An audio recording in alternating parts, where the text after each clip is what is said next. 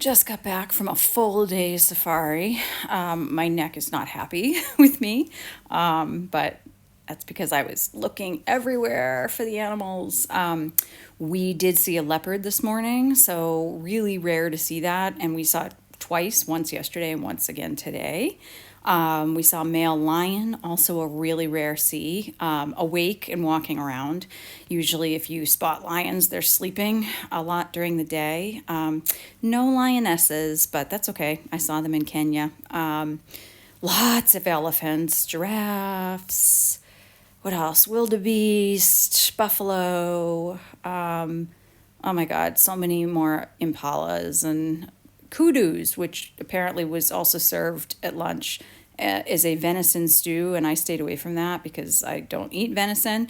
But it did occur to me that, like, what is venison here in South Africa? And so I made a joke to the tour manager. I was like, because she said something about, well, I said, is this something we possibly have seen on the drive? And she was very serious, and she's like, oh no, we haven't seen, that's kudu, and we haven't seen them yet. And I was kidding. Like, I didn't actually think that we were eating something from, that we could see and take pictures of. But I didn't eat it. Other people did. Let's see.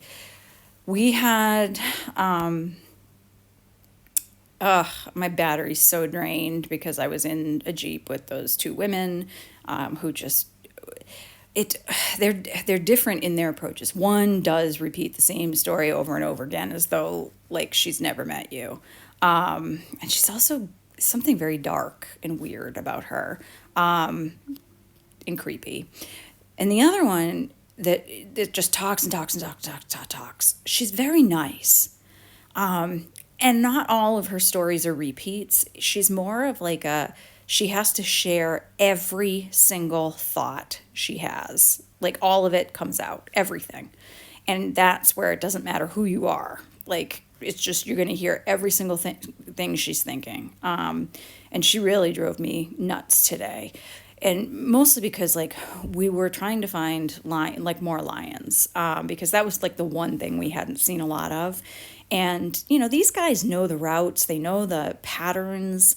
It doesn't mean we're going to see them, but they know where to look for them. And so you kind of have to commit to certain routes and hope for the best. And at one point, she's like, well, I want to see zebras. And we're all like, well, we've seen zebras. We've seen them 2 days in a row, and we've seen a ton of them. So, like, we really should be looking for lions. And she's like, well, I only got a picture of a zebra's butt. And, like, we're like, okay, but that's not a good reason to like give up on seeing lions, and just so you can get a really good picture of a zebra that we might also not see, which by the way we did not see anywhere today. And so she let it go for a little while, and then we took a break, we stopped for like a snack, and then we got back in, and she's like, let's see zebras. And I was like, well, lions first. And she said to me, well, he can't just make them appear. And I was like, oh, I'm aware of that. It's called, he knows the route where they could be. And so that's the one we should prioritize. Like I kind of bit her head off because she was trying to bite mine off. And then she was so loud at one point that she scared away the buffalo. So like, and then I was like, quiet, like, you're going to scare it away. And she made some comment about like, well, I got my picture of it. And I said, well, yeah, but other people want to get a picture. Like there's other Jeeps pulling up because we spotted it. So the courtesy is to you spot, and then your Jeep driver tells everybody else where it is. And so any of the Jeeps that are nearby, they come find it. And so like she scared it off so that like the Jeep of like our other friends, they didn't get to see it. And I was just like, well, we scared it off so no one else can see it. And then she made some comment like, we're no louder than the radio. And it's like, you know what, you idiot? Like, you can't listen because you talk so much. But like, yeah, the radio is something they're used to hearing because they're used to the vehicles. Like that's the same thing. But like your loud cackling and like that is different, and they don't like that, and the animals run away when they hear that, which we've been warned many times on this trip, is keep it to yourself. Like if you see something, just quietly point it out, tell everybody about, like, lion at 10 o'clock, and then just be quiet. But she can't do that.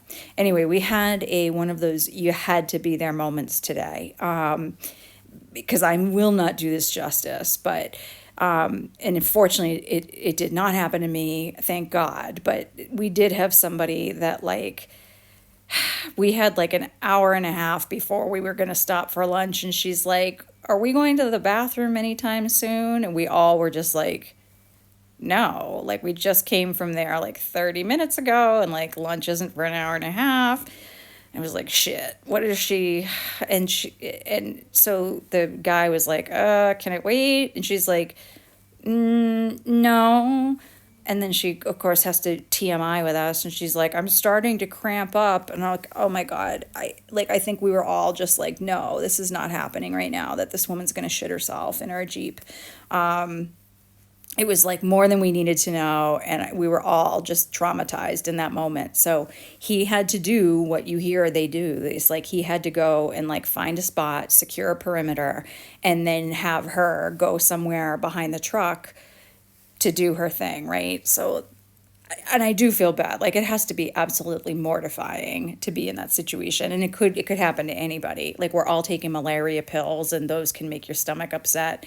Not to mention, you could eat something you're not used to, accidentally drink the wrong water. It could happen to anyone. So I this is not her fault, but it was fucking crazy because she's out there for a really long time, and we're in this Jeep, right? And so this park is like, it's got like paved roads, like anybody can come through here. So you've got like guided Jeep tours, like the experts, and then just Joe Q Public driving his car around with his family. And of course, if you see a Jeep stopped somewhere, that's a good indication that they've seen something that's worth taking a picture of, right? So of course, oh my God, these two cars like roll up and see us parked, and they're like starting to pull into where we are, which is like where this woman is like shitting herself, trying to have a private moment. And we're like waving them off, like, "Do not come down here." And like, it was absolutely hysterical because like the FOMO, it's FOMO. And like, they're so terrified they're going to miss out on something. Like they're trying to come down this pathway that you're not going to get the photo you think you are. And so the rest of us are in absolute hysterics around, just absolute hysterics, and like crying tears, laughing as we're trying to wave these cars off. And we're like, I mean, it's a photo op, but it's not the one you think it is. And we had talked about how the male lion was out, like marking his territory. And so somebody joked that like, "Oh shit, well maybe this will attract the lion because he'll have to come down here now and mark his territory," and whatever. It was just I can't recreate the moment. It's like you can't make it up. It was so funny. And it was just this moment like where we had all just gone from being like completely traumatized around somebody's TMI GI issues to, she's shitting herself in the bush, completely exposed and vulnerable to any kind of animal. So she had to be really sick.